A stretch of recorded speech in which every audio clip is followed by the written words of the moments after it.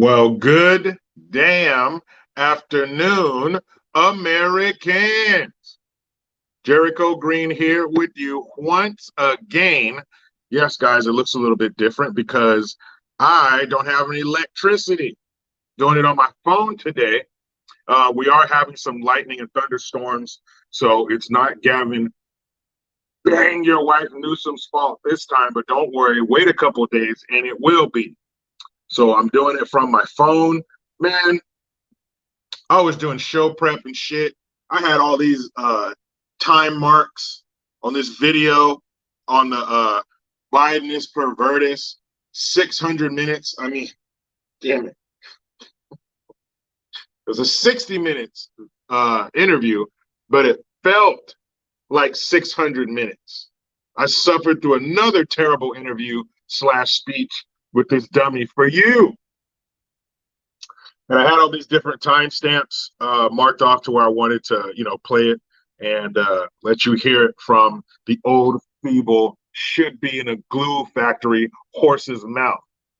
But because of the power outage, I can't do that. So I will do my best to bring you the same entertainment that I planned. Shout out to everybody in the comment section. Appreciate you being here. Some familiar faces. We're doing it by natural light, as you know, or may not know if you're new to the live. I took the last 12 feet of my garage and I turned it into a studio. Wall, carpet, drywall, all that shit, paint, shelves, everything. So I have the garage door here, so I just opened it up a little bit so we can get some lighting here. I didn't want to do it by candlelight. That would either be weird or too romantic, two vibes I wasn't going for. So here we are. Do I look good in natural light? Be honest. So yeah, that's what it is. Heidi Boo says, Jericho looking slim. Thank you very much. I'm trying. It won't be because of lack of effort. A lack of effort if I'm not. I cut out carbs, which is hard to do. Why is all the delicious shit stuffed with carbs? What kind of sick joke is this? Why doesn't a bushel, what would you call it, a bushel of broccoli taste like warm chocolate chip cookies? If it did, we wouldn't have a problem. Everybody would have those, what are those things of the men at the dick root? Is that what you call it? The cum gutters? Like right at their hips, those lines that go down? We'd all have that shit, but that's not how it works out. All the shit that you love to have that's delicious is bad for you. That's fucked up. Well, Jericho, it's not bad for you. It's only in moderation. Who eats stuff like that in moderation? It's carbs. Anyway, carbs and dairy, cut that shit out. So pretty much, Brian King B. Falcon, thank you, I think. He says, well, I'll eat enough carbs for you. Thank you, man. I'll live vicariously through your diet. F you. Yeah, pizza. Who the fuck is going to say, oh, hand me one slice. I'm good. No, I'd question your manhood if you only had one slice of pizza. Are you human? Are you some kind of alien? That's what I would think if you only had one slice of pizza. So it's fucked up. But yeah, my meals basically consist of meat and vegetables.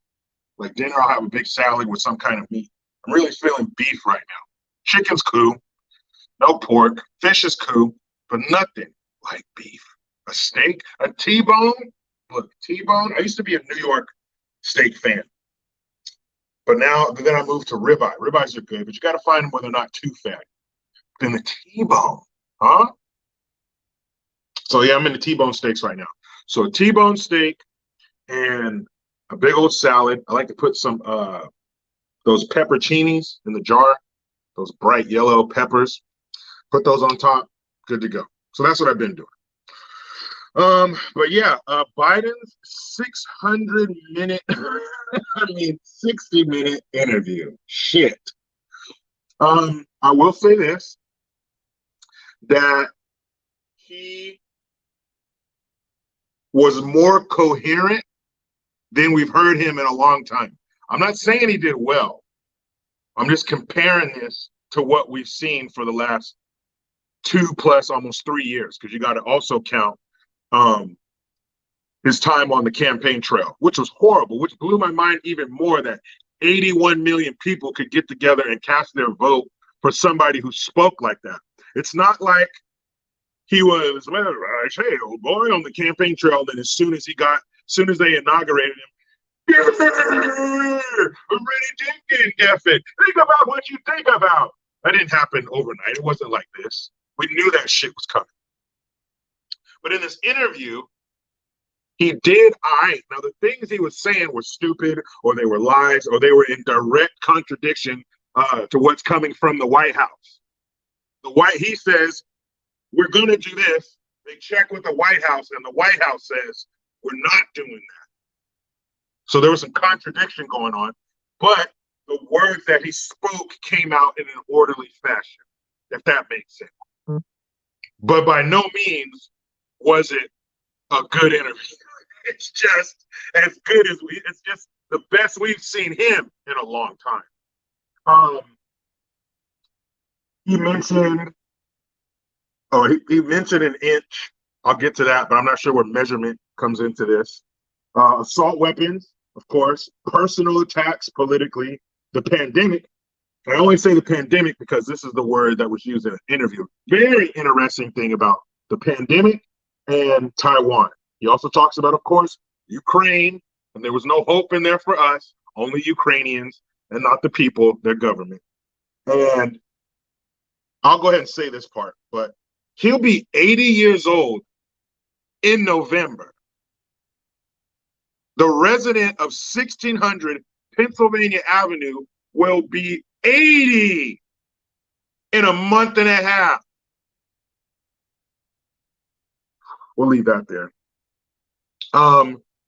D. Wade, his operation Destroy My Son is almost complete. He's almost there, of course, with the help of his mother. His wife, Gabrielle Union, Miss Deliver Us from Eva. It's almost complete. They've almost completely destroyed this young man. He looks like a young lady now. Their masterpiece is almost done. I can't wait. And yesterday, my wife and I went out. It's rare, the parents get out. And we went out and saw Katie Hopkins. If you don't know who Katie Hopkins is, she is a British woman from the UK. I believe she's former military, wife, mother of 3, conservative. They don't have Republican in England, but she's definitely conservative. So she got on my radar about 5 or 6 years ago, right around the time Trump announced that he was going to run. And I don't know how I came across it. I think I was watching like Gavin McInnes or something. And her video was like, they also watch this. And I clicked on it. This woman she's a bad motherfucker. She does not mince words. She does not pull punches. She tells people what she thinks to their face. The first time I saw her, she was on some British talk show, and unfortunately, Britain and a lot of Western Europe has bought into this woke alphabet soup group bullshit, and so it's always somebody else's fault. And so these women were on there, these big old girls, like 400 pounds, and they were talking about how it wasn't their fault that they were big like that, and it was society and all these societal pressures and all this bullshit. Everything but their hand going into the plate and putting whatever's in their hand in their mouth. It wasn't their fault. Somebody else was in charge of what they put in their body. And Katie Hopkins was basically like, no, you're big as shit. It's your fault, and it's not beautiful. It's not pretty. They try to change the standard of beauty. Okay, that's not pretty. It's not attractive, and it's not healthy. You're ignoring the fact that it's unhealthy, and it's going to put you in the ground early. But she was letting them have it politically, socially, both barrels at all times. I recommend you follow her on Instagram, @_Katie _Hopkins. If you just put @Katie Hopkins, it'll pop up. Hilarious show. My wife and I were laughing the whole time. She's also very intelligent. She had some good messages and good points in there. She talked about her experience here in California. She was here she came to a town near me called Lincoln a few months ago, and I missed her, and I saw her that she was there the next time. I was like, I'm not going to miss it. And hold on. Paul says, Ultra MAGA, proud America. Hey, Patriots and Jericho, I made it. You mean to this live? Oh, good. Welcome. Or to the show, either way. But she was here a few months ago. I missed it. I saw she was coming again. I was like, I'm not going to miss it this time. And the show was great. If you bought like the VIP, you got like a steak dinner, meet and greet. I was like, oh, hell yeah. So my wife and I had the dinner, everything. She came around and sat at everybody's table and talked to him for a few minutes. So I got to meet her, took a picture and stuff. My wife took the picture and my eyes were closed. It's all right. I still love her. But it was an awesome show. It was really good. It was nice, not only to be around like-minded people, but like-minded people in California. That's few and far between. That's like, if you find a Californian who's not some soft handshake, deep V-neck wearing blue-haired freak, you've done something. You found a unicorn. So to be around a room full of people like that was awesome. Like I said, it was a great show. I recommend it. If you can't make it to the show, definitely follow her. I don't know if she has a YouTube page. I always follow her on Instagram. Either way, find her, follow her. Hilarious, intelligent, patriotic. And it was also interesting. She talked a little bit about how foreigners view Americans. And one of the main things she was saying is how she admires us because our freedom is built in. She said, if you open us up and look inside, you're going to see freedom in there. Our intestines, our heart and everything, and then freedom. She said it's woven into us. It's not just a set of ideals. That's part of it, but it's in us.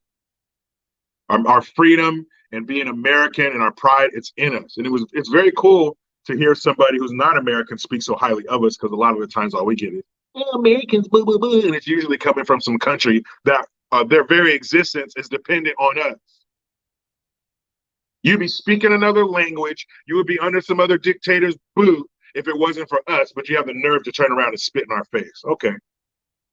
But to hear a foreigner who looks at us in such a way and admires our freedom and how we do things was pretty damn cool. So shout out to Katie Hopkins. She also said, I told her about my YouTube channel. She said she was going to look me up. We'll see. But it was a great show. Awesome. Also, my son's soccer game, if you remember last Saturday, I had to do my live stream at 10 instead of 1 because of my son's soccer game. It was at 2 o'clock. So I went. It was great. They killed the other team. It was like 7 or 8-0. They didn't keep score, but I did. It was like 7 or 8-0. My son, he almost scored a goal. It's one of those things where you ever play sports, like you ever see somebody playing football and they're running for the end zone and there's no one around them and they like trip and fall because it's almost like your legs aren't keeping up with your upper body. Your upper body's leaning forward and your legs can't keep up and they fall over. He was just so excited. And it was him, his teammate kicked it. It was out in front of him. I was like, go, go, go. And it was just him and the goalie. That's it. Time slowed down. Like that shit. Dun, dun, dun, dun, dun. You know that shit? And he kicked it, and it went off to the side. I was like, damn. But it was great effort. They took, they had to swap people out and shit. So he wasn't happy about that he had to sit on the sidelines. But it was great. It was a great game, great afternoon. Wasn't too damn hot. Very happy about that. But they did good. They beat the shit out of the other team. So that was great. And really, as long as he does his best, I don't care. But a victory, hey, that's a nice cherry on top. So shout out to Junior. His practice is canceled today because of the weather. So I'm sure he'll ask us if he can practice in the house and kick his ball in the house. And the answer is no, because you're going to break something. But it was very cool to go to his first game and see how excited he was and how excited he is for the next game, because, of course, games are way more fun than practice. There is no good gun today because I usually read it off my phone because I do my lives on my laptop. But because we ain't got no damn internet, I have no laptop. So therein lies the problem. But I do remember the story. I'll give you a quick Synopsis. Chicago, 60-year-old man. He made the mistake of being in his front yard. You people should know better in Chicago. Don't go around living your life all willy-nilly, doing the things you've always done, enjoying yourself. Criminals don't like to see that. They want you to be indoors, afraid of them not living your life so they can take over the entire city. They're trying, but this old man, not old man, he's 60, but this distinguished gentleman was out in his front yard doing what he does, doing what he do, and these two punks decided this is an easy mark. So they go up to him and they put a gun to his back and say, give me what you got, old man. And then shots rang out. I don't know what happened. The old man turns around. The kid who put the gun to his back, he had a bullet in the back of his head and a bullet in his armpit. And then the other kid, because I think they were like 16 and 17 or something, the other kid takes off. So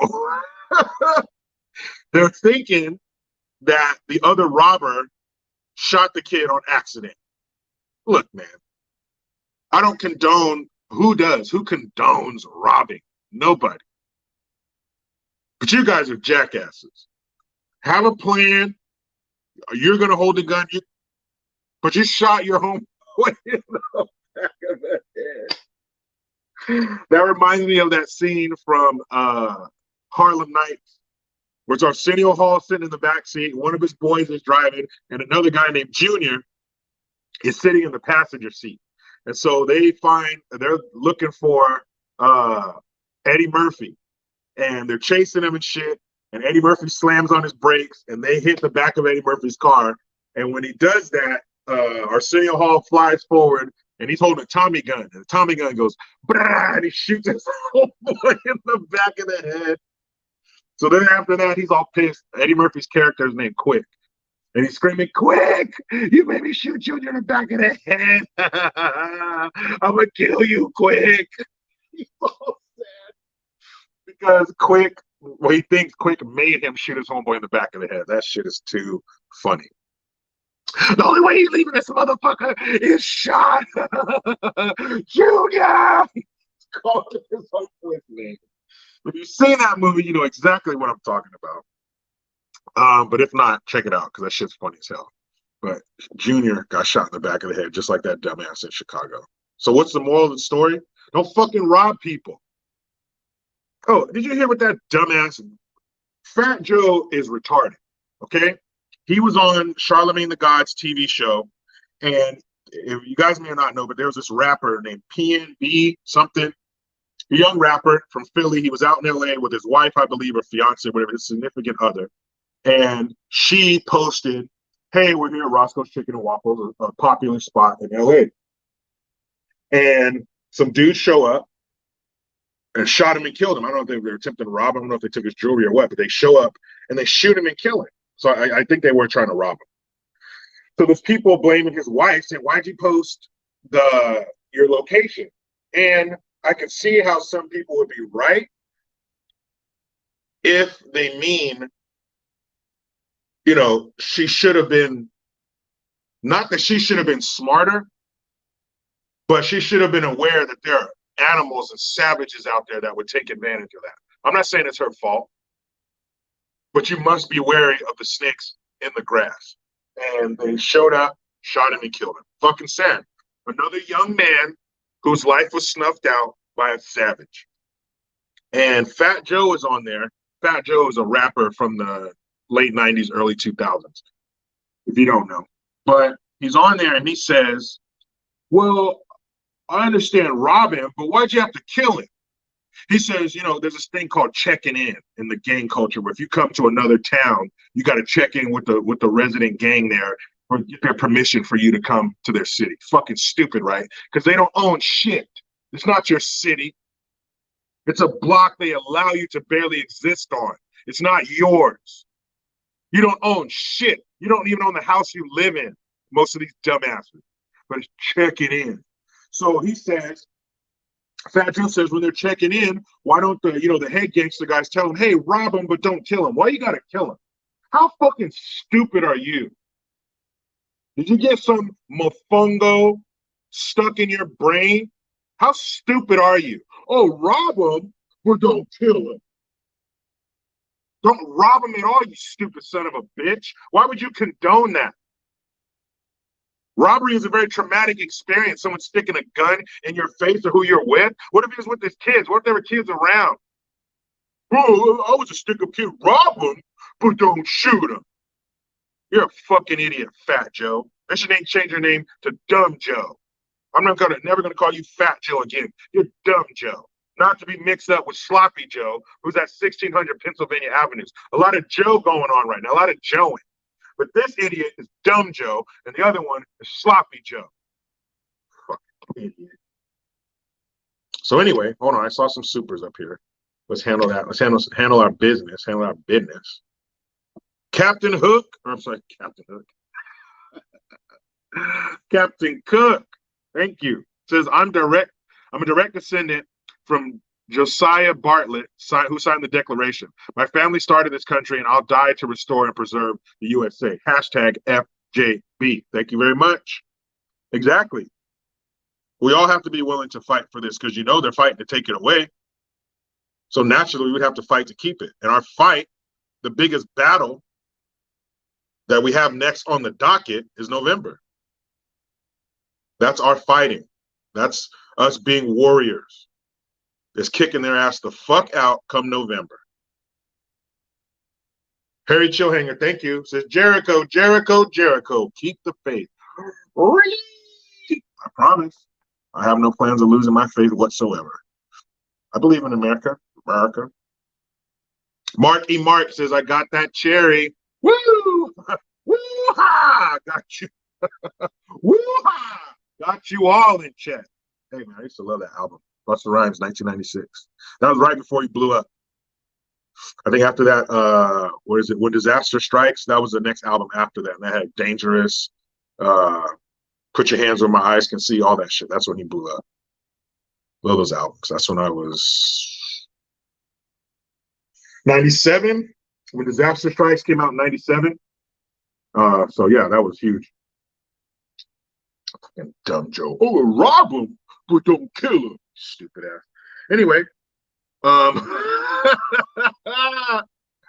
guys, you are looking for something else to throw on your pile of I don't give a shit. I know sometimes that pile can get high because there's a lot of things that you don't give a shit about, and you shouldn't give a shit about.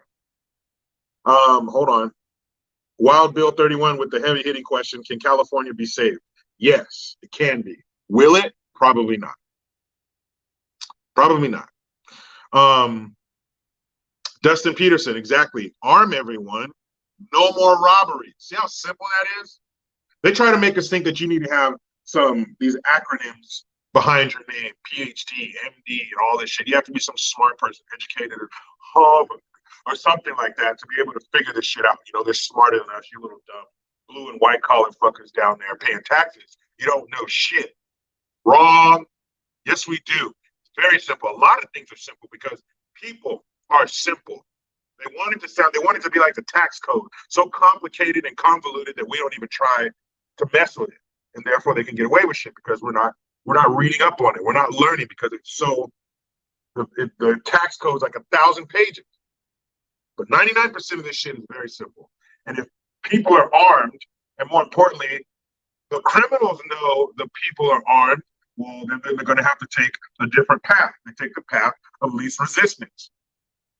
We were watching The Sopranos last night, and it was the episode, if you haven't seen The Sopranos, spoiler alert, since season 3, and his therapist, played by Lorraine Bracco, she gets raped in a parking lot. Now, of course, we're not victim blaming, I call it victim shaming, but she was the perfect victim. She had shit in her arm, she was on her phone, she actually was going downstairs, the rapist was going upstairs, she didn't even notice it. And that's when he picked her as his target, when he saw that she was occupied by all these other things. She wasn't paying attention to her surroundings. So that's what criminals do. It's just like any other predator. They pick the weak one out of the herd, the one that they think they can take from without getting any physical resistance and without getting any harm to themselves. So if you know that this state is open carry or concealed carry, so I don't need to check in with nobody if I want to put a gun on my hip. If they know that, then the chances are they're going to go to a place that's not like that and pick an easy mark. Because contrary to popular belief, criminals don't want to get shot. So they're going to pick somebody who they think won't shoot them. But if there's a chance that 7 out of 10 people in this store or out in this parking lot, this area have a gun, I'm not going to do it. It would be against your best interest. There's a chance you'll get blasted. So I agree 100%, Dustin Peterson. Arm everyone, no robberies. That was almost too simple. Harry Chillhanger, thank you again. He says, I'm an American salty alien, salty pure blood American, deplorable pure blood. And I saw a clip today, Michael Knowles, and he brought up a screenshot of the CDC's website. And it was talking about how back a month or two ago, where they relaxed all the sweet and sour sniffles mandates and shit. And one of the things on there was unvaccinated people basically are free to do everything a vaccinated person can do. And I'm just like, after all that shit you put us through, now it's all good. Everybody, poked or not, do what you want, when you want, where you want. So then why go through the bullshit? Why do that to us when 2 years later, it's all good whether you did it or not. These sons of bitches. Pure blood all day. And I'm not hating on or shitting on anybody who got the poke. There's various reasons. What up, Eric Tate? Good evening. There's various reasons. You wanted to be able to travel. You want to be able to see your family members. You wanted to keep your job. People were under real fucking pressure, not only from the government or their job, but from their own family. I knew people whose family would say, if you ain't poked, and I'm sure we all know people like that. It was so widespread, there's enough dummies that we all know somebody who felt this way. Don't come around me unless you're poked. Someone's grandparents or a new baby. You got to be poked. And some people were like, well, I feel this is the best for me.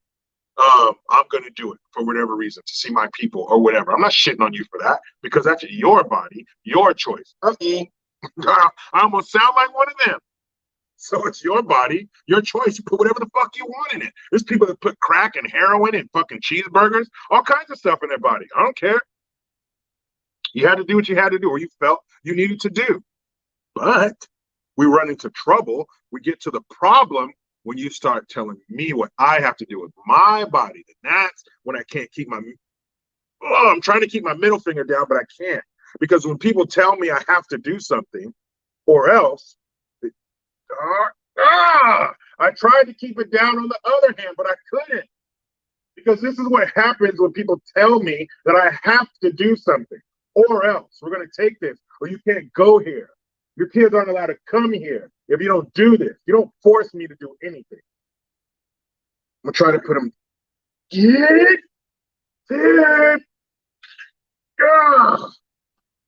Guys, I got to hydrate after that. You know how hard it is to get 2 middle fingers down at the same time? Sorry about that, guys. But when I talk about that shit, my middle fingers just get life of their own and they start coming up. If they're doing it now, I better stop because the middle fingers were coming back. But do what you want to yourself. I don't give a shit. How do you spell I don't give a shit what you do to yourself. But don't tell me. See? Middle fingers. Come on. All right, let me stop, guys. These middle fingers are going to start that. But I don't know. Anyway, back to what I was talking about. The pile of I don't give a shit. Remember that? Remember that point I was trying to make 5 minutes ago? But I know that the pile of things that we don't give a shit about, nor should we, it can get high. It can get so high that you're like, how am I going to throw another thing on that pile? It's so big. But I'm sorry, guys. That's the problem you're going to have to solve because I got one more thing for you to throw on that pile. I know I tried to.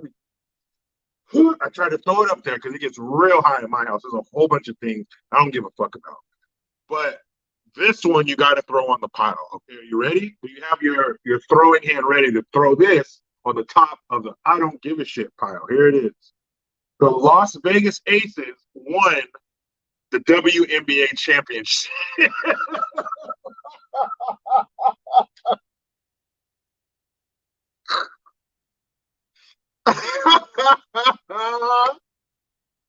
I couldn't even say that with a straight face, okay? Two things I know. Number one, you did not know or care that Las Vegas had a WNBA team.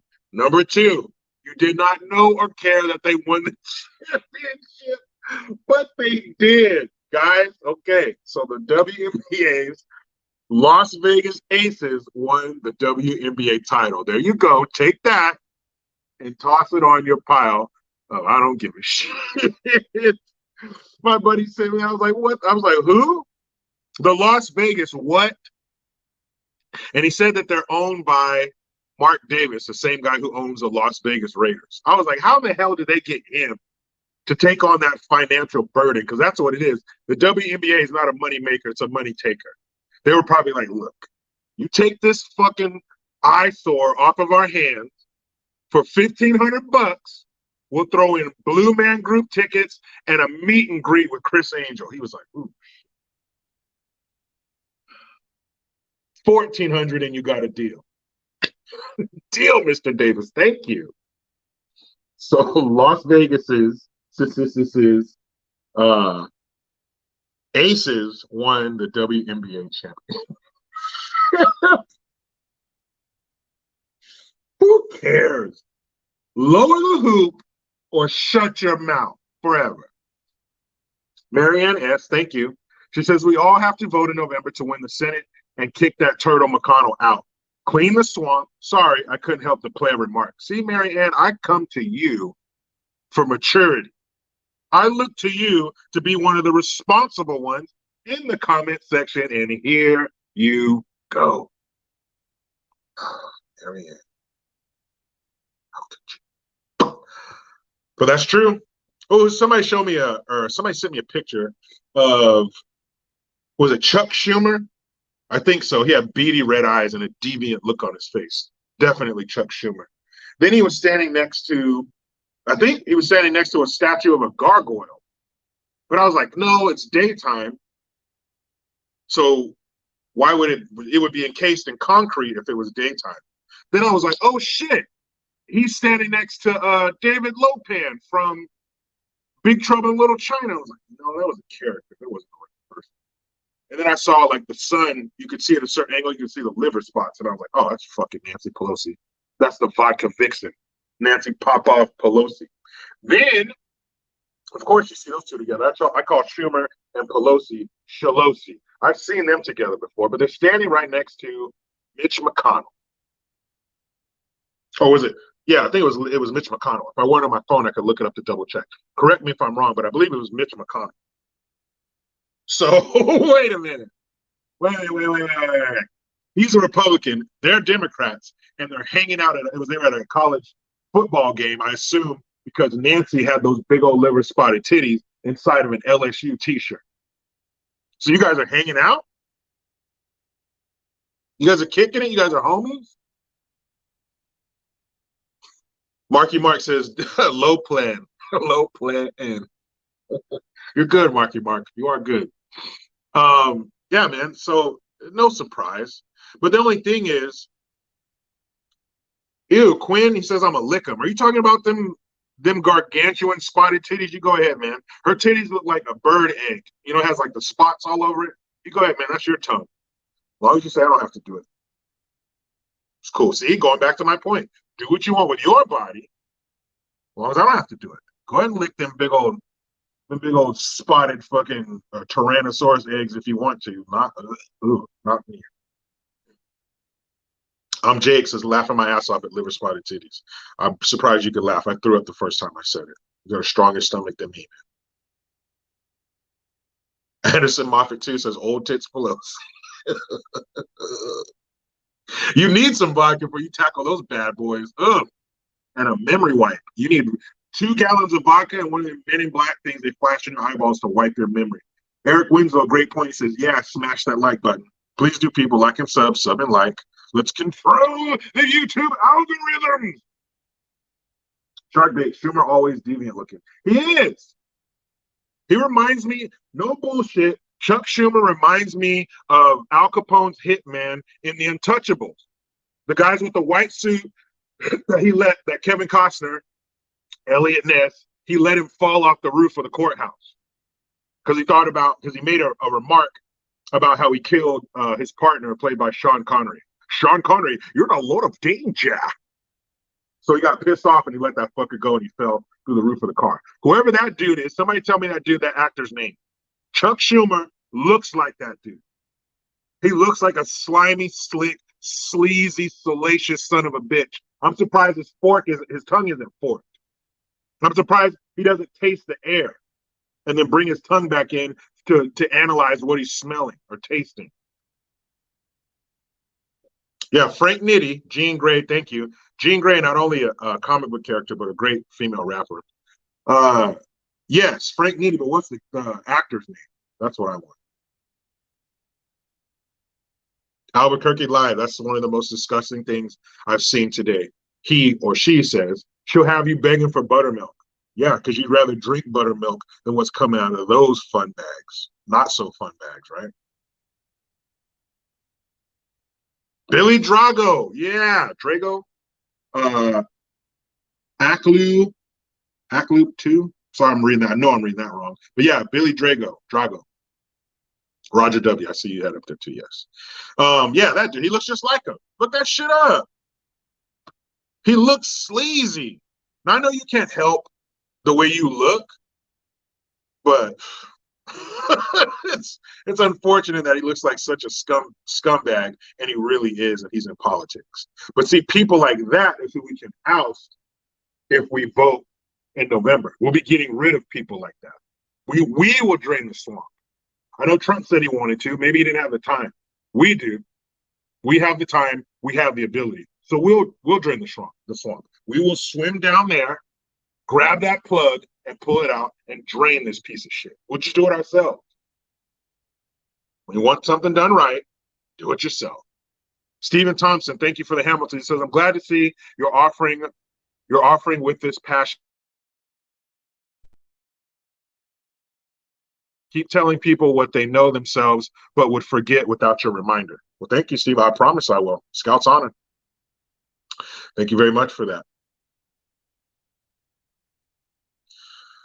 But yeah, man, we'll do it ourselves. Obviously, I'm sure everybody here, you know this, but there's a lot of dummies out there who don't. We have to do it. We'll take it upon ourselves. We have broad shoulders. We're making this country happen. We're raising kids. We're raising families. We're running businesses. We're working hard. We have calluses on our hands and work boots outside of our front door. We will take care of it. We have to. It's fine. Sal the Sicilian. Hey, yo. Oh, hey, Sally. Thank you very much. Sal says, love from Washington. My man. Oh, I'm sorry, man. You're on the left coast, too. You're suffering just like me. Shout out to you, man. Shout out to you, because you're suffering through it just like me. I know California gets all the praise for being a communist piece of shit, but it's the entire west coast of the United States. Heidi Boo says, I've been lifting weights, JG. I'm going to take care of these jackasses. Yes, it's going to take some heavy lifting. You think it's not going to be hard to remove them? Their skin has been grafted to those expensive leather seats in their office. They're going to be tough to get out of there. It's going to be like first responders when you show up and it's some 600-pound dude who hasn't left his bed in 3 months. And you got to take him to the hospital. How in the hell are you going to get him out of there? We might have to cut some walls out. We might need a dolly. We might need a pulley system, but we will get these pieces of shit out of there. Of course, it's going to be tough to remove. It's tough to remove anything that's been somewhere for so long. Something that's been there for decades. Imagine a stain that has been there for decades. You're not just going to come there with a wet rag and get rid of it. You are going to have to scrub. You're going to have to clean. You're going to have to call in some maybe some highly potent cleaning products, some scrubbing agents, but we will get it clean. We have to. Yeah, Flame Rock's a flatbed truck, whatever it takes. Hook them up to a tow truck, winch their ass out of there. I don't know. That's right, Bam Bam Bigelow. Dug in there like an Alabama tick. Shout out to Jesse the Body. Stuff will make a man out of you. I got that removed. And I'm quoting the movie, but in Predator, he says, "You guys are," but when they refuse, he offers them chewing tobacco, and they don't want it. He's like, "You guys are a bunch of slack-jawed faggots. This stuff will make a man out of you." Well, they removed that one from my Instagram, and then today I got a notice that they removed a picture that I posted of Hunter Biden laying on a couch, and there are probably 4 or 5 obvious girls, young girls. I'm talking 8, 9, 10 years old, not 18 young girls, 18 or 19. No, children. And he's laying down on the couch, no shirt on, and they're all sitting around like they're sitting to his right, left, and they have their feet on top of them. And they said they were moving it for adult content or some shit. I'm like, what are you talking about? He's just laying there with his shirt off. Are you admitting that he was around a bunch of children with their bare feet on it? So they removed that shit too. Fuck that. Link 700 says, "Bye, JG. Love your show. You leaving already?" All right. Well, thanks for coming. Thanks for coming out. Appreciate it. But yeah, so they removed that from my Instagram. What the fuck? Why don't you talk to the person who took the damn picture? Why don't you talk to Hunter Biden for being in the picture? Why are you taking that shit down? I'm bringing awareness to it. Shit. Anyway, so it's kind of a blessing and a curse because it sucks that I'm going to have to explain what he's saying instead of you hearing it from his own mouth.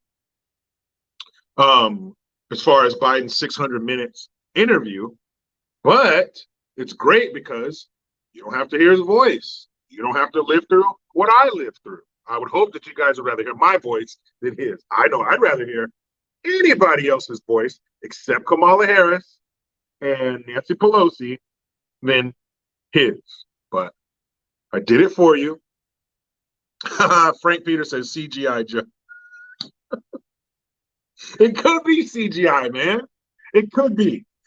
Because also in this 60 Minutes interview, at one point it showed pictures of Biden when he first became a senator, when he was 29 years old in 1972. Hold on a second. 29 years old in 1972. But it showed pictures of him when he was that age, and it looks like a totally different person. And I know people are going to look different with 80 versus 29. I know that. But this looks like a different person. It looks like a completely different human being. Like that wasn't him. That was somebody else. And the more pictures you see of him when he was younger, the more fearful it makes you to see what he looks like now and holding the position that he holds. I've said this before. If he was president of the local nursing homes activities board, I wouldn't care. I'd be happy for him. Look at that old man getting a job, staying busy. That's awesome. But he's not. He's the leader of the free world, so I have to judge him differently, and I'm scared because he's not just running some nursing home activities board. He's running America and the rest of the world into the ground. All right? So the shit that he says, like I said earlier, he says it clearly, but he's saying horrible shit, if that makes sense. So at the minute and 23 mark, we're just getting started, okay? A minute and 23 seconds in. He says, the guy asked him, he says, the reports just came in, inflation's at 8.3%, the stock market took a shit, What do you have to say to that, sir? And he says, well, it's barely gone up an inch. It hasn't moved at all. I'm sorry, what? Are you a carpenter? What do you mean it went up an inch? Are we doing units of measurement now, like inches and feet? I'm sorry. I thought we were measuring it by percentages. 8.3%. Now you're going into length. You got to let me know when you switch it up, Sloppy Joe. Because that man just asked you about the economy, not about inches. So he says it's barely, in the last few months, it's barely went up an inch. I don't know. I don't know, guys. What do you tell if somebody asks you, hey, over the past few months, how has inflation been? I guarantee you, I don't make a lot of guarantees. I learned with kids, you can't be promising shit, all right? But I guarantee you that you're not going to answer it with an inch. Is that safe? Like, hey, how's the movement of inflation, the economy? You're not going to say, it's moved an inch, because you would sound like an idiot. And the person you're talking to would go, what? Because that's stupid. That's a dumb reply, right?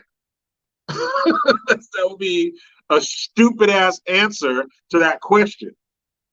Cole says we're inching toward it. Yes, we are. We're inching toward the cliff. An inch or so, maybe a few feet. What are you talking about? Then at the 4-minute and 30-second mark, we're just going for it. Here's a big one. Here's what he wasn't supposed to say out loud. Here's something he was supposed to keep inside of his body, but he didn't. He let it escape out of that hole under his nose. He said, the guy asked him, they're walking through that Detroit auto show that he was at a few days ago. And he says, he's like, so, this is the first auto show in 3 years, and you went here and you went there. So is the pandemic over? And Biden says, yes, the pandemic's over. And people are returning back to normal. So he says it's over. So no more of this shit. No more of the get your booster pokes. No more whispers of lockdowns and mandates again, because that's what we're hearing. We're going back into winter. That's something that Katie Hopkins mentioned last night in her show. She's like, you can hear the rumblings of winter's coming. Uh-oh, another dark winter. So they're going to revive all this shit that they say it's over, that they say is over. The CDC says you can all do what you want, doing a reset. Bidenis Pervertis just said the pandemic is over. But why do I still hear this bullshit? But it's over. He tackled it. He did what the orange man couldn't do. The pandemic is over. That's what he said. He's the man in charge, right? And then the 8-minute and 40-second mark, if you guys want to go back and watch this, so you can cut the bullshit and just get to the good parts, you can use these timestamps. But at the 8-minute and 40-second mark, he starts talking about our friends to the east, right? Ukraine. He's talking about them, and the guy asked him, he says, and it's funny because the guy interviewing him, he said, we say we're 15 billion in the hole so far to Ukraine. We've given them $15 billion so far. But I'm like, wait a minute. I did the numbers myself, and we're more around 60 billion. Maybe he meant to say 50 billion. Maybe Biden's verbal mishaps are contagious, and it floated over and got on him. He said 15 instead of 50. But we're up around $60 billion, $60 billion we've sent to that bottomless pit, Ukraine. Well, Jericho, how do you know it's a bottomless pit? We haven't seen the end of this war yet. I know because of what he said. He said, so how far are you willing to go? He said, as far as we have to, as much as it takes. We're going to stick with them until it's over. Oh shit! Sorry, guys. I was looking down at that bottomless pit that we're going to throw all our tax money into, called Ukraine. As long as it takes.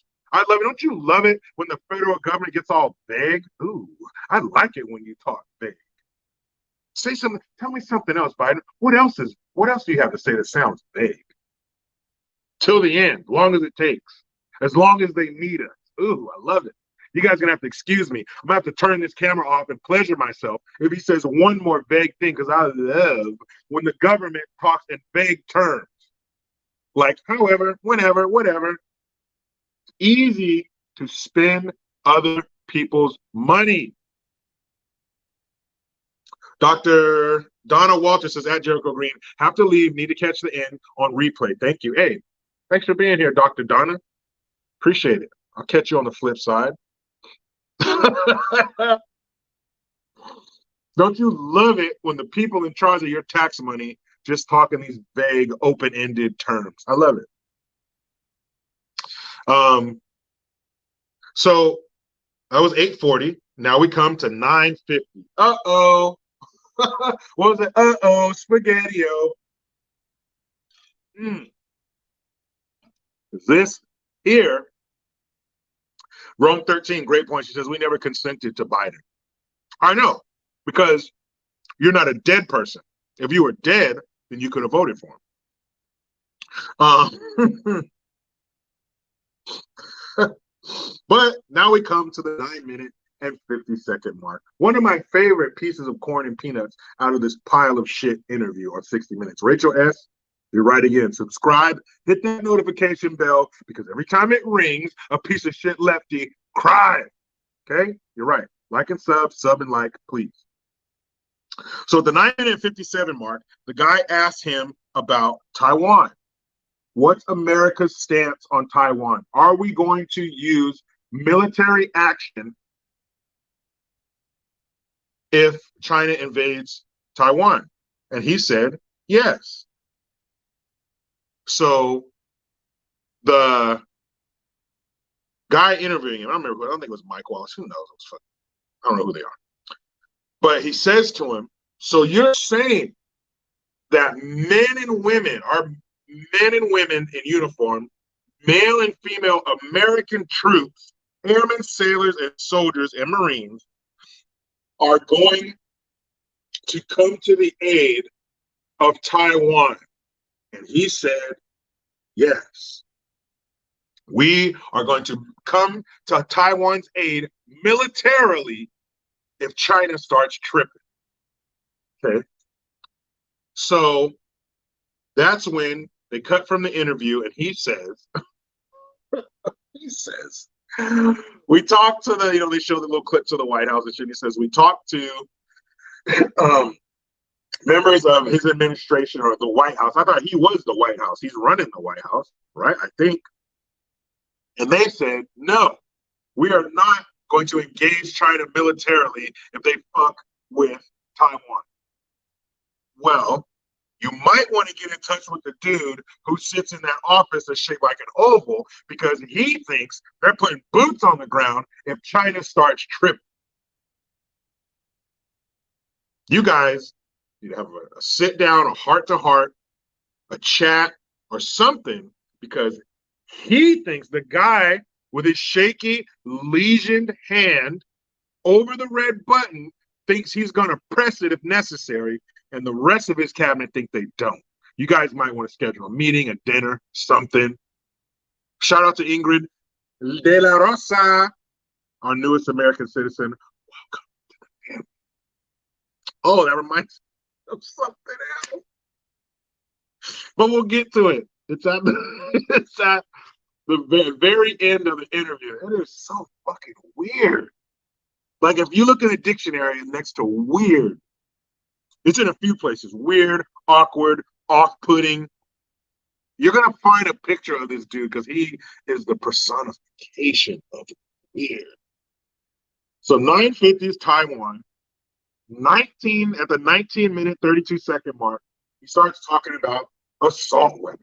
And he goes back to his whole, well, deer aren't running around in the forest wearing Kevlar vests. I don't know whoever thought that shit was funny. That's stupid. Okay. All right. What do you need all these rounds for? And then he says, the NRA, they keep pushing, these assault weapons and semi-automatic weapons. It's so odd. Odd?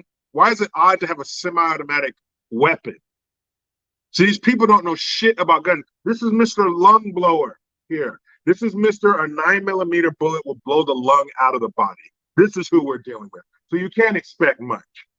But why is it odd for people to want semi-automatic weapons?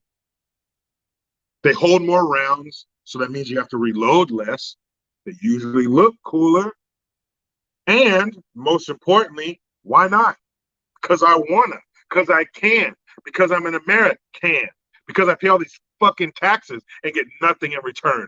That's why. And if that doesn't work, somebody bust out the Constitution and show them that. Because that clearly outlines what I can and can't do without his permission. Why is it odd that somebody would want a semi-automatic weapon? That's so stupid to me. Again, weird, but it gets weirder. So then at the 21-minute, 40-second mark, the guy's telling him that, back when you came into government, when you became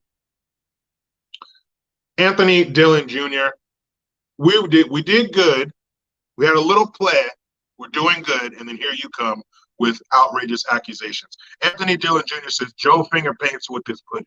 How do you know that, Anthony Dillon Jr.? Have you ever seen Joe Biden paint with his pudding? And what kind of pudding is it? Well, let me guess, Anthony Dillon Jr. Is it butterscotch pudding? Why would you think that? Oh, is it because of his hundreds of verbal slip-ups? His multiple mental and physical breakdowns?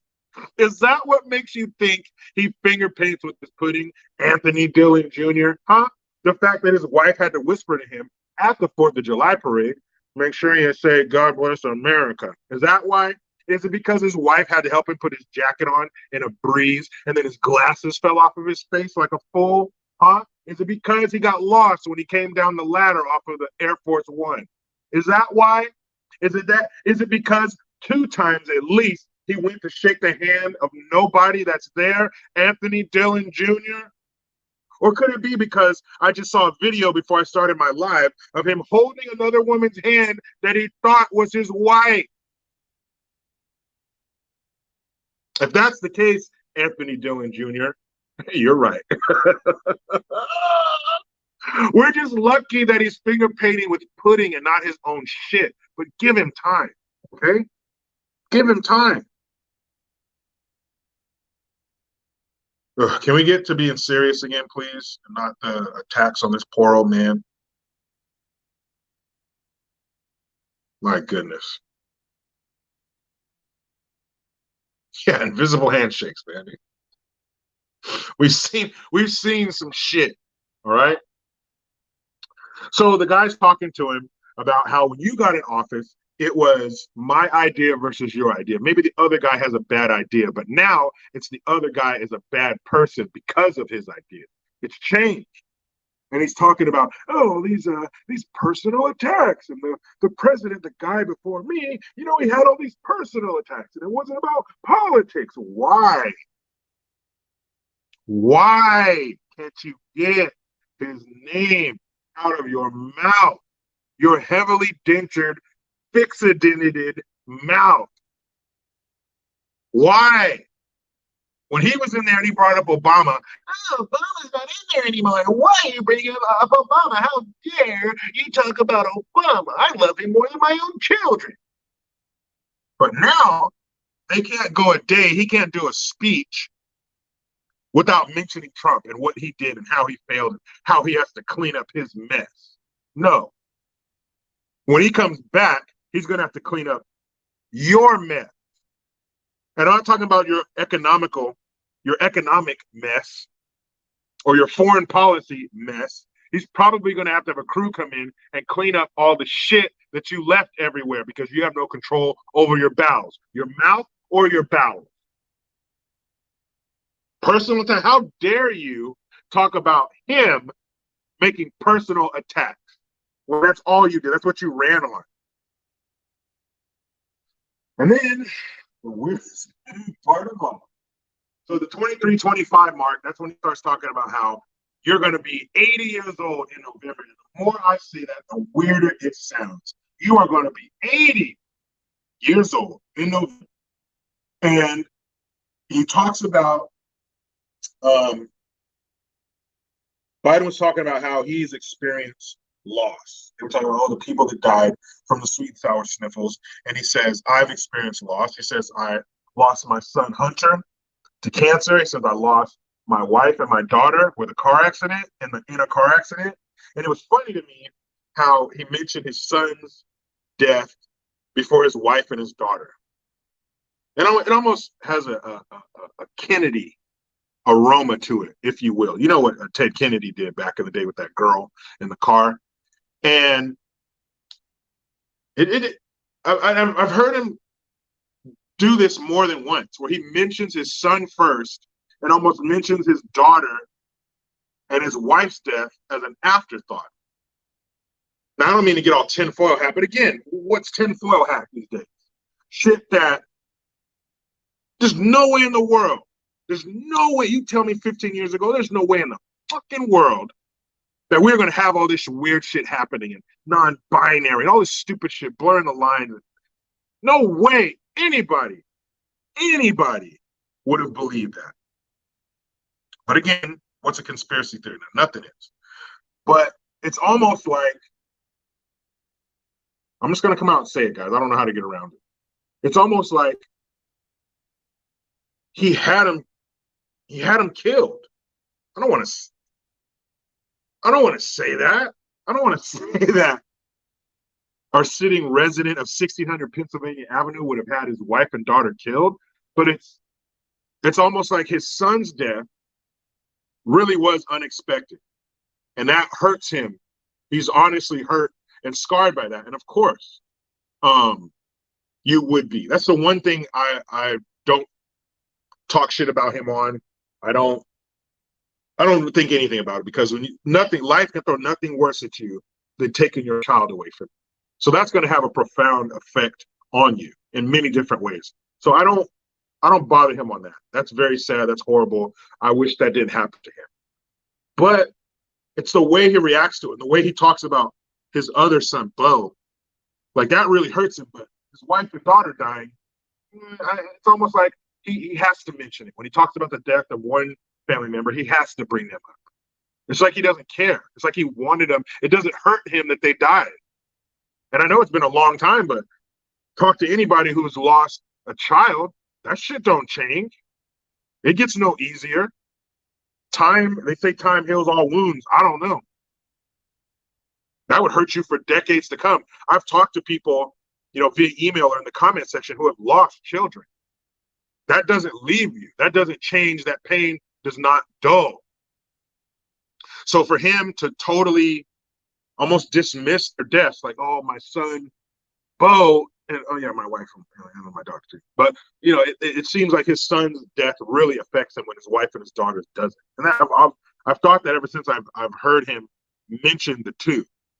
One really hurts, one doesn't. Tammy A says, my sister lost her oldest. I mean, that's unthinkable. You honestly, no bullshit, would not wish that on your worst enemy. That's just horrible. Life offers you nothing worse. But he's just kind of flippant about it, like, my wife, but Bo, it's just fucking weird. But he mentions that, and he talks about how he experienced loss, and he says the only way. So a lot of people don't have what I have. He said, I had a really good family, and he whispers, I had a really good family. Why would you it was just weird, man. Why would you whisper that? Like I said, through the interview, he was doing as good as we've ever seen him. But toward the end, it started getting shaky, the wheels are coming loose, and the old Bidenis Pervertis that we've all known, we've all grown to laugh at and hate, reared his ugly old head. And you're like, oh, there he is. Whatever shit they gave him must be wearing off. Let's see, Carlos Love says, at Jericho Green in the Burr, bro, and our only opposition, yeah, I think so, for governor, are a leftist loser and Dr. Oz. Please come see. I'm sorry, man. I can't. I'm trying to save this piece of shit I'm living in, California. Yeah, man, they don't. We don't have good options, which is even more important for us to vote, is to vote those people out so we have better options. And you send a message to future candidates that we're not going to take the bullshit. A leftist loser, Dr. Oz, that's like saying, hey, Carlos, do you want a spoonful of like firm shit or do you want a spoonful of diarrhea? Either way, it's shit. One I can swallow quicker, the other one I got to chew on. So I don't know, but it's either way, it's a mouth full of shit, and it's horrible. We should not have those type of options. The lesser of two evils bullshit. Mandy Westcott. It hurt him so much. He started the Cancer Foundation and squandered all the money. But I'm with you on thinking he had his wife and daughter killed. I mean, there was a time when that was some shit you'd see in a movie. And you think it would only be in a movie, and politicians really don't. Like, you know, that's some shit in a movie. Some politician has opposition, you have them killed. Or, oh, my wife, she heard me talking on the phone or some shit or whatever, have her killed. But, sir, your daughter's with her. Do it. You know what I mean? Like, that was something that we would only see in a movie, but seems real to me. Maggie Bridget, thank you for the Hamilton. She says, my 102-year-old grandmother lost her 2-year-old daughter in 1940. She still talks about her loss to this day. 1940? It's decades upon decades upon decades. And she's right. It's like it happened yesterday. So those kind, when you really lose a child and his spouse, not just his child, I mean, to lose your wife or your husband, that's not going to get easier either. But to lose both at once and they're almost an afterthought, it's weird to me. It's very weird to me. And if you're of the school of thought that a human's capacity for evil is boundless and bottomless, then fuck yeah, it can happen.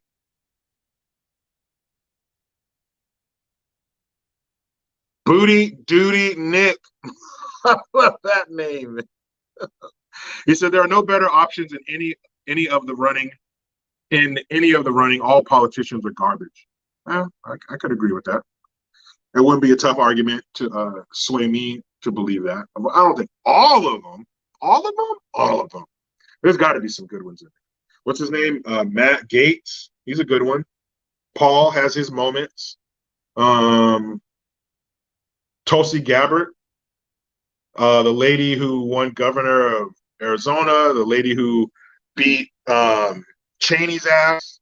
You know, there are some good ones, but I understand what you mean, man. The overwhelming majority is just a sack of hot dog shit. Carlos Love says, at Jericho Green, who are the options in California? As far as the governor, I got to look into that because that turd is up for re-election. So I got to look who's running against. But California, and I'm not saying, again, that not to vote, but when you're in a place like California where you know what's up, you know what's going to happen, it can take some of the wind out of your sails, but I'm still going to vote. I'm still going to cast a vote for the right person. Marianne S., again, you're not going to be pled this time, are you? She says, Michigan needs Carrie Lake running for governor. Yeah, Carrie Lake, that's the lady who won governor in Arizona. Albert White says, I lost my mom 40 years ago and it still hurts. Yeah, man. Or would you be like, oh, yeah, you're my mom?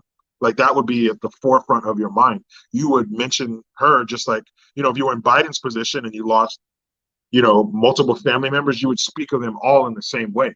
Not one like, oh, shit, that really hurt. And the other one's like, man, yeah, blah, blah, blah. You know, it's just weird, man. Weird. So, yeah, and then there was the, why'd you do that? Ew, get away. I just should be like, ew, cut, stop. Somebody get some handy wipes and wipe me down from that last comment. That was disgusting. That's what he does. What do you do?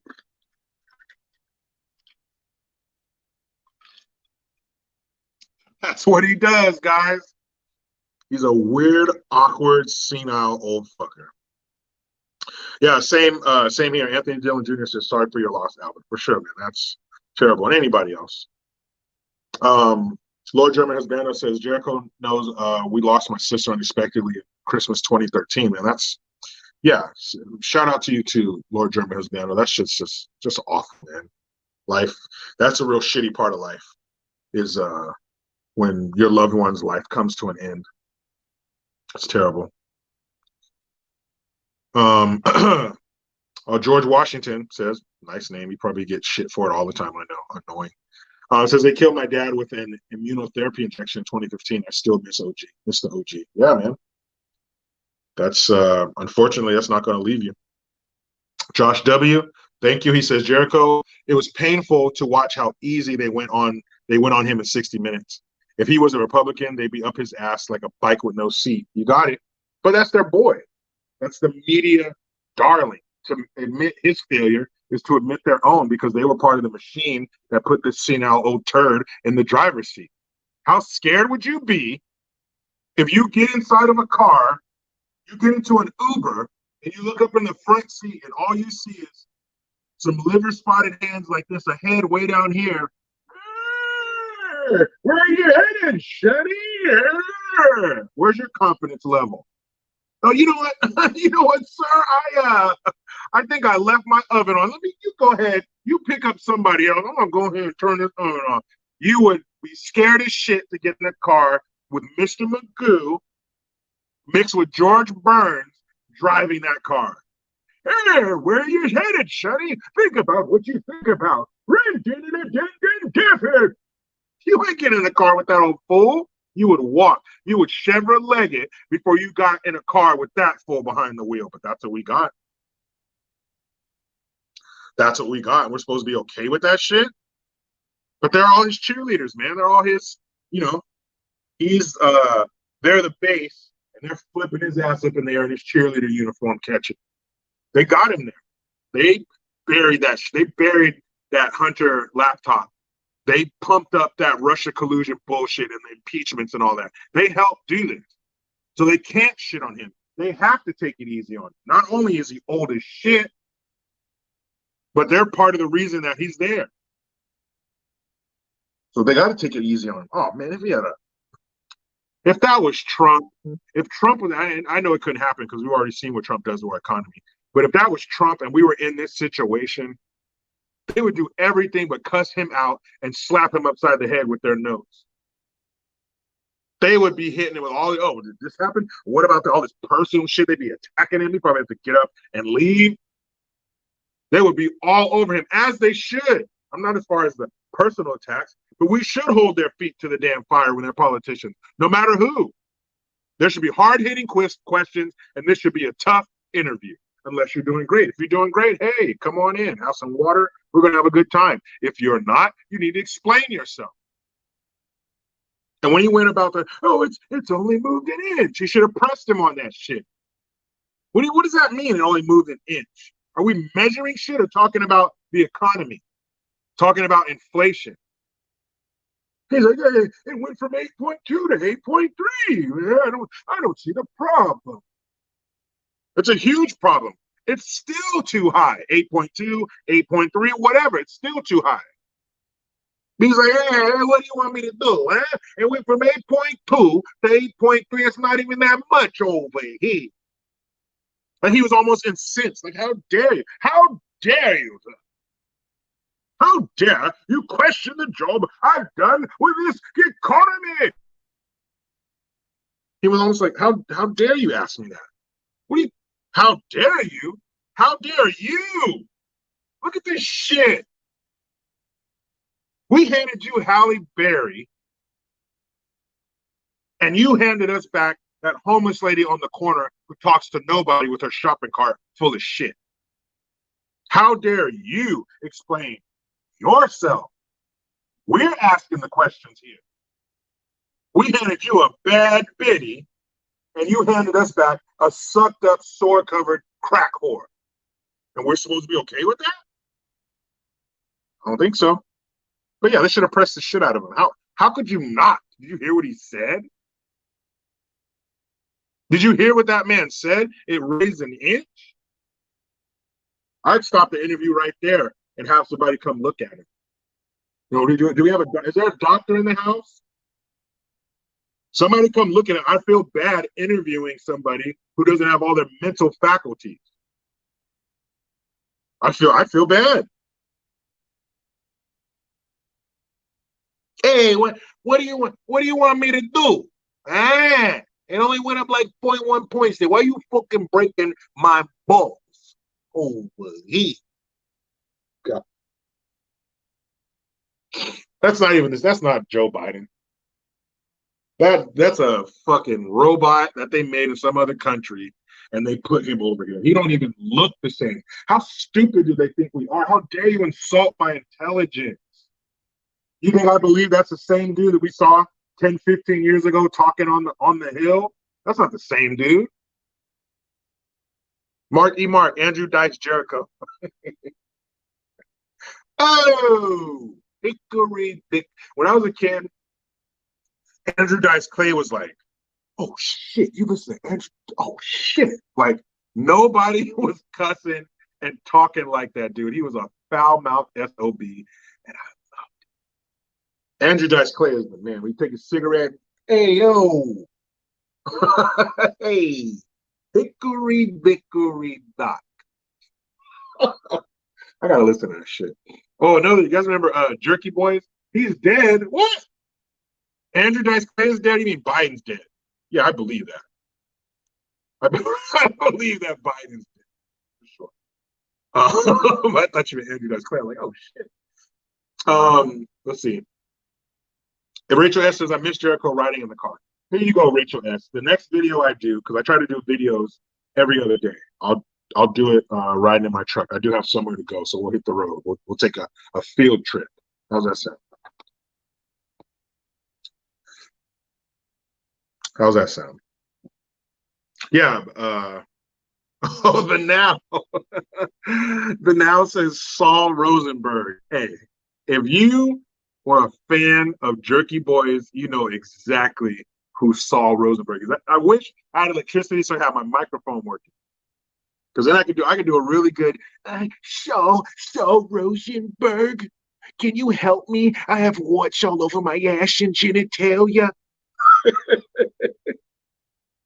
He called this place to get the warts removed off his ass, some laser place, and he was like, how do you get the warts off my ass? Do you beat them off with a stick? She's like, no, sir, we do laser. Oh, you're gonna burn the lasers off. Oh, that's gonna hurt my ass and genitalia. Saul Rosenberg. Oh, my favorite was Frank Rizzo. Frank Rizzo was the best. Oh yeah, my ass nipples. But Frank Rizzo, he was my favorite, man. Frank Rizzo was the best. Oh, check out my Instagram page. I got one up there because I do this hashtag not today where I find clips and shit from back in the day, and they wouldn't do it today because they're a bunch of woke weenies. But one of the things I posted was Jerky Boys. And I posted the clip, the phone call where Frank Rizzo calls a roofing company because he had a bunch of Mexican dudes come up there and do it, and they fucked it all up, and he threw them off of the roof into the driveway. He says his wife got up there and started telling him what to do, and he threw her through the living room window. That shit is so fucking funny. Frank Rizzo, RIZZO. Yeah, it was the best. And Frank Rizzo was the shit. Oh, I have warts. I have ass nipples on my ass and genitalia. A. Deller says it sounds like Fauci. It does kind of sound like that little weenie. Oh, God. COVID's over. You're going to be able to go wherever you want. Fucker. And he said, you don't need masks. Those are for the healthcare workers. You don't need to wear a mask. Fast forward a month later, you do need a mask. I was just saying that to make sure there are enough for the healthcare workers, but you do need a mask. Another month later, you need to wear 2 masks. Turd. And now he's leaving. Matter of fact, at the end of this month, he's leaving us. He's retiring. I know, we're gonna miss you, Anthony, you little troll. Harry Chillhanger, thank you again. He says, amplify the JG vibe, Americans. I wish I could do it. I need my microphone to do the vibe. And when I get my microphone back, oh, I'm going to do it. Oh, we're going to do it. We're going to do it together. Not like that. Jeez. Don't be perverted. But yeah, I remember he said no mask. Now you need 2 masks. No, you just need 1 mask. I was just kidding. 6 feet. You need to clean the surfaces. It doesn't live on surfaces anymore. 6 feet doesn't work. Quarantine for 2 weeks, not 2 weeks, 10 days, not 10 days, 5 days. And now, nothing. Do what you want. Go where you want. Do what you want. Fucking ridiculous. Oh, hold on a second. I think the power. Oh, no, just went out again. I saw my microphone come on. Hold on. Let's see. Yeah. See if the laptop's on.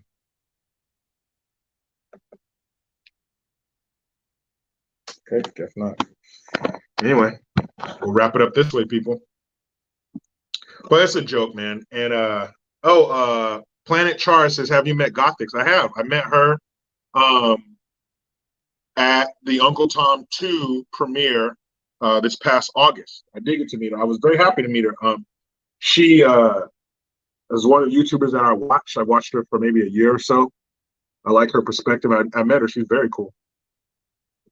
And that's what I noticed. I met a handful of YouTubers and stuff, and they're all really cool. They're all exactly what you see on their videos, in their content.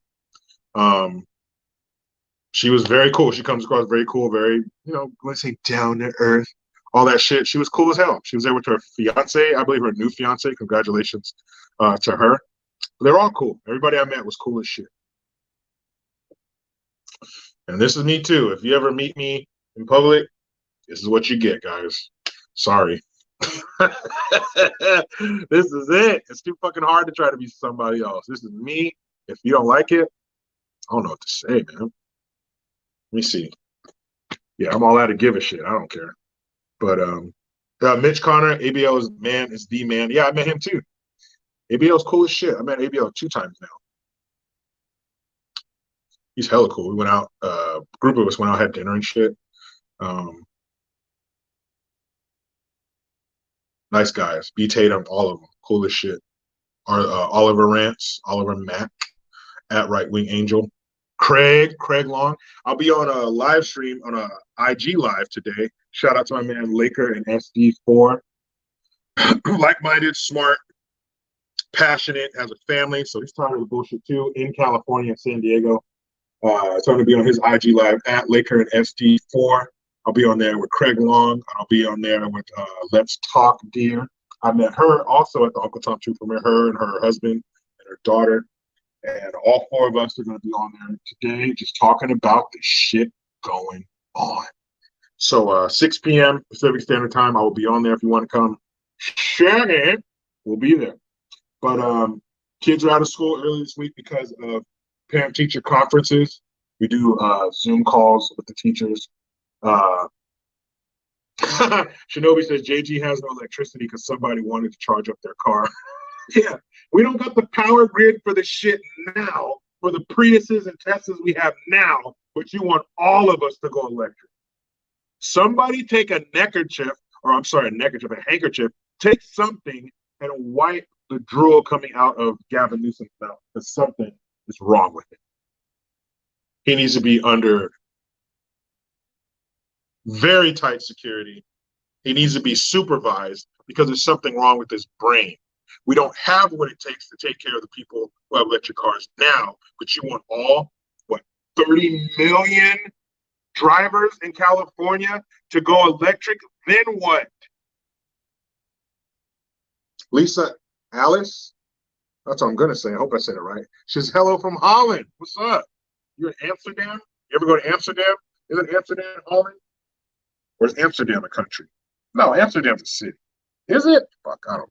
I can't. But shout out to you. I appreciate you being here.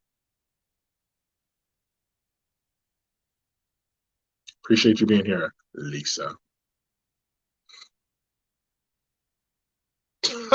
Socrates Ken said, let's go another hour. I'm ready. I could too, but got my youngins, and they're parent-teacher conferences this week, so they're out early every day, which is cool because my kids, my son, he's only in 1st grade, so as long as he behaves himself, it's not like he's getting an F or something. He doesn't have a shitload of homework. He is doing great on his spelling words. But my daughter, she's in 5th grade. She's a great student, so I don't have anything to worry about. with my kids. So far, like I said, my son's only in first grade. We'll see what kind of menace he becomes as he gets older. But as of today, everything's great. I have nothing to worry about on the conference calls, nothing but great things. My kids are great students.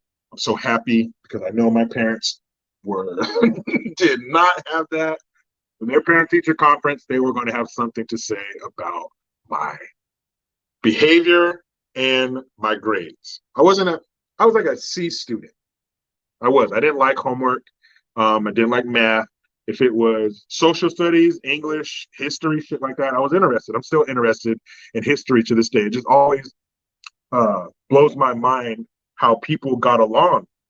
Not like got along with each other, but got along through life, the tools and hunting and the pelts and all that kind of stuff. There's a lot of history in Monterey where I used to live. So we used to go to the museums for field trips and see how people, all the modern amenities we have now, electricity and power tools, all this shit, ovens and stoves and houses and plumbing. It always amazed me how people got through life without those things back in the day before they were invented. So I've always liked history of math. Fuck that. I didn't like school. I had great attendance. I was always at school through all 4 years of high school. Robert W. Shout out to Joel Davis Media Channel. That's my boy. But all throughout my 4 years of high school, I only missed 5 days of school. And it was the week, my sophomore year, the week my dad died. I missed the whole week of school. That was it. Every other day of high school, I was there. So I liked school, but I liked the performance aspect of school. I was a class clown. I liked to fuck around, talk, make people laugh. I like to have fun at school. I wasn't a good student. So when it came to parent teacher conferences, I was worried. I was Mr. Report cards come out on Friday. My parents asked me, "Weren't you supposed to get your report card today?" Oh, they didn't hand them out. They'll hand them out Monday. Oh, okay. And I know my parents didn't believe me, but I was scared to hand over my report card for sure. There weren't a lot of A's and B's on my report card. Some B's, A or two, some C's, a D. That was me. Quentin Time says my youngest is a freshman this year. All I get is, it was okay. School is school. Yeah, my son's like that now. And what did you do in school today? Same thing I do every day. Well, what was your favorite part? Recess? That doesn't count. Everybody's favorite part is recess. I don't remember. So, but just know that there's something that he's passionate about. And I wish that my parents would have noticed that and pushed me toward that more. Like I ended up working at a radio station. Here I am doing this now for a living. So I wish that my parents would have recognized that and, gave me a little more, nudged me a little more down the path of something I was into, something I was excited about.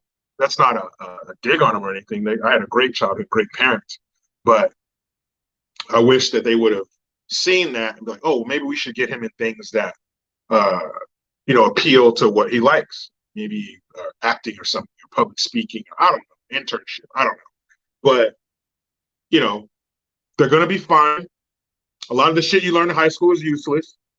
So that's good.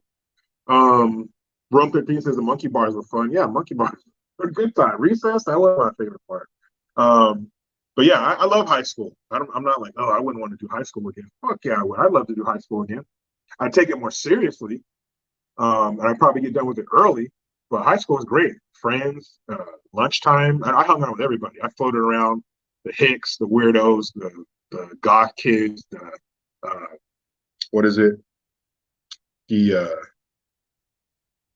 drama kids. They're always a bunch of weirdos. Cholos, stoners. I was cool with everybody.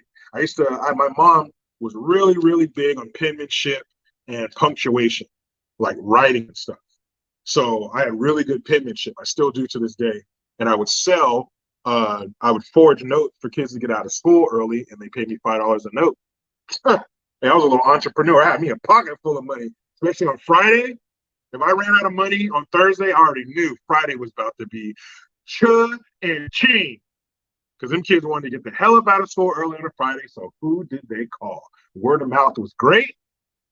I remember it's a couple of my buddies, Josh and this dude named Matt, a couple Hicks, cowboy and big old hat and Stetson hats and shit. I always chew tobacco. Those are my first two customers.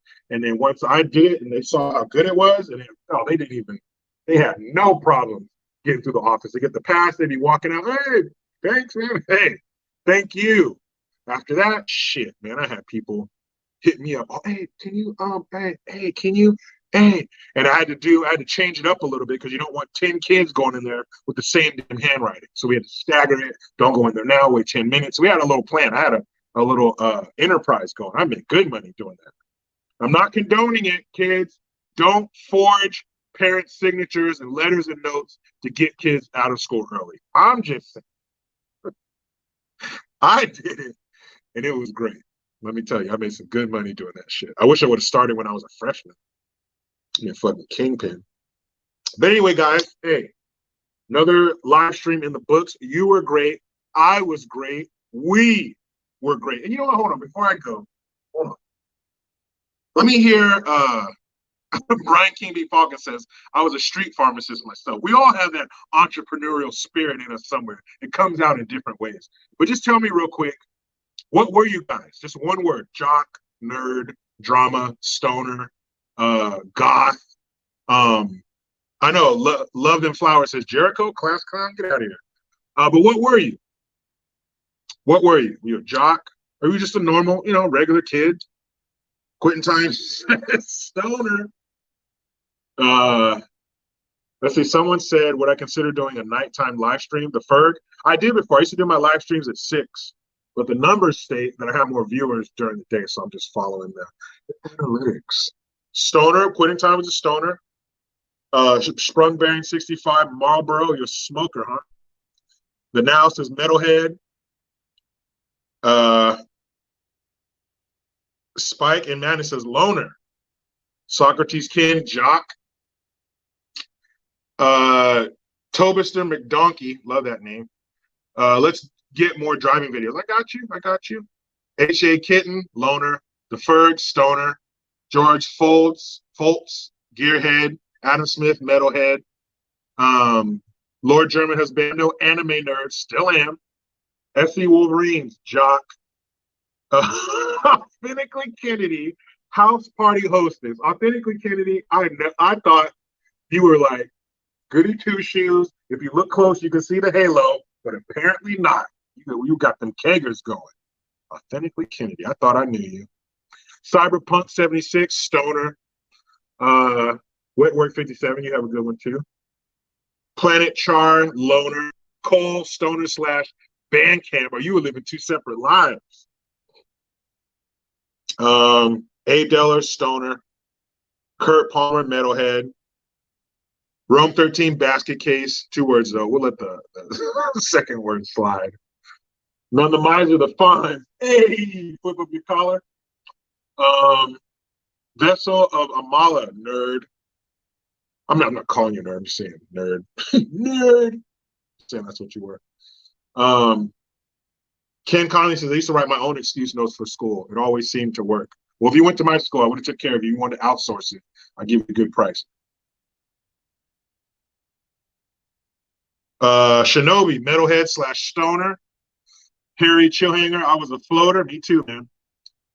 Dale Rushton, surfer, skater, dude. So you were batching out on some missions or what, bro? Tammy A, normal until 12th grade. Stoner, look at you. Authentically Kennedy says, I always had the cool mom that would buy the Alks. Oh, my goodness. Mitch Connor, I was a class clown. I feel you, Mitch. HJS Video says, none of the above, who got along with them all. Teresa Zaleski, hippie. The Ferg, big ass stoner. Let's see. Autobody, Eric Tate says autobody. Teo Mesta says, I was the all guy. Socrates, jock / stoner. Okay, now you're being honest. You forget left out the stoner part. Adam N, nerd. Heidi Booth, mainly played volleyball, baseball, and track, swimming, all that shit, but I would say jock / stoner. 2 lives as well. Randy, normal, ran track. GS, nerd / loner mostly. James Bond, Harley rider. Damn, how cool were you in high school? Fucking Harley, damn. Blaine Stute, surfer. Let's see. Scary Harry Flanagan was a long hair metalhead. Very cool. Oh, Sapphire Cat, secret stoner. You keeping it under wraps. Spunbearing 65 said it had to be a gearhead. Car broke down a lot. Albert White, I was a class clown. Tammy A. Metalhead too, huh? Swamp Fox 1732, no surprise, says party guy. Lisa Alice from Holland, right? I was a horseback rider and in the choir. Uh-oh. So did you have like a time where you kind of broke out of that good girl shell and got a little crazy with it? Niall Adamson, dedicated stoner. So not only a stoner, you were dedicated to the cause. Good to hear it, man. Joseph B, currently a nerd. That's all right. Sweet Rosa, 1987. Thank you so much for the live stream today, Jericho Green. May God bless you and all have a blessed day. That's right. Andrew Brown, skater / surfer. Mr. Mikey, don't label me, man.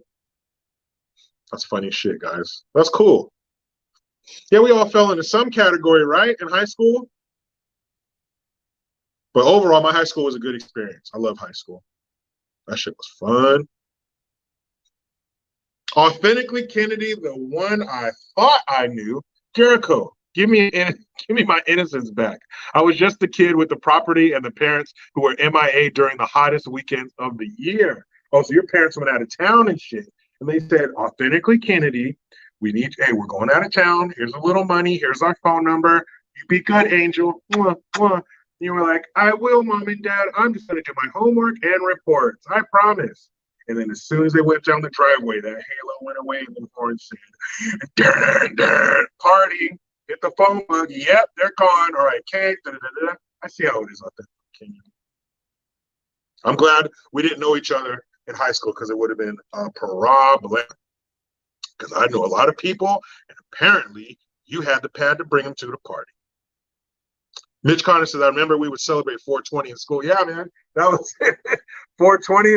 We thought we were doing something. We thought Bob Marley was looking down on us, smiling. I remind. Yeah, we thought we were doing something. Authentically Kennedy, you were just the bad influence. Yeah, I'm sure we would have been cool. I was cool with everybody. We would have been hella cool, authentically Kennedy. The party house. I remember those. We all knew somebody that had the damn party house. Oh shit! Could you imagine that now? I hope my kids. I mean, they're gonna do their shit. I did my shit. I just hope that they don't get crazy with it. You know what I mean? Just don't get wild. Calm down. My daughter, she probably won't party at all. She's a Miss Press prude. But my son, that's the one. That's the one. We're going to get a collect phone call. His mom better answer it because you're safe for staying in jail. You really are. Don't come home. So my wife, he'll probably tell her a whole bunch of shit that he'll never tell me. But I think my son, he's going to be the one. He's going to be the doink, doink, doink, doink. Those are gray hairs popping out. Boink, boink, boink, boink. That's going to be my son. That's going to be him. He's going to give me the gray hair. That's all right. But, high school, it's so long ago, and we're so not those people that we were, and everybody changes. So I hope, even though through all that, the partying and getting crazy, that my kids turn out to be good human beings. We'll see. I'm going to go talk to them right now. But thank you, guys. Great live stream, questions, comments. I appreciate you guys opening up, telling me who you were, so I get to know you guys. Thank you. You know how it goes. I try to be done with the left, but they just won't let me. Please subscribe, hit that notification bell because every time it rings, a piece of shit lefty crying. Utilize the Linktree link. Get your ass over to JerichoGreen.net and mygreengear.com. I am Jericho Green. Man, I'm out.